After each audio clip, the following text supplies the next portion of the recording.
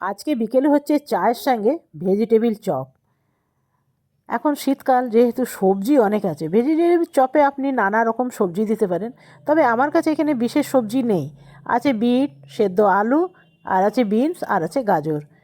আর এবারে বসিয়ে দিয়েছি প্যান। এখানে দিয়ে দিলাম ধনে, জিরে, মৌরি, আর দিয়ে দিলাম একটু চিলি ফ্লেক্স।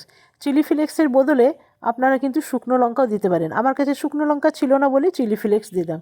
তবে যদি যাই বলুন, শীতকালের বিকেলে কেউ যদি আপনাকে এরকম বানিয়ে দেয়, তাকে যেন মনে হয় অনেক আশীর্বাদ করি। এই শীতকালে বলুন তো, কারই বা মন করে ঠান্ডায় ঠান্ডায় এসব চপ বানাতে? তবে উপায় নেই, বানাতেই হবে।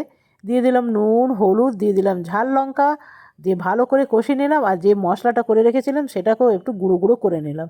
মশলাটা আমার রেডি হয়ে গেল। এখানে দিয়ে দিলাম ব্রেড গ্রাম। আমার কাছে ব্রেড নেই, যদি ব্রেড থাকতো ব্রেডই দিতাম। ব্রেড দিলে না আরও ভালো হয়। এখানে যে মশলাটা করে রেখেছিলাম সেই মশলাটাও দিয়ে দিলাম। আর এটা ঠান্ডা হতে দিতে হবে। তো বন্ধুরা, এটা ঠান্ডা হয়ে গেছে, চলুন ঝটপট এপে বানিয়ে নিই। এটা কর্নফ্লাওয়ার ময়দার একটু ঘোল করে নিলাম।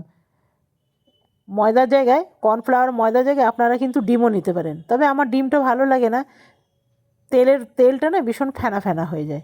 এরপরে ময়দা কর্নফ্লাওয়ার ঘোলে চুবি চুবি দিয়ে দেবো ব্রেড গ্রামে। ব্যাস, দেখুন তো তৈরি হয়ে গেল। আর একটা কাঁটা চামচ নেবেন, তাহলে কি হবে না, দুটো হাতই আপনার শুকনো থাকবে।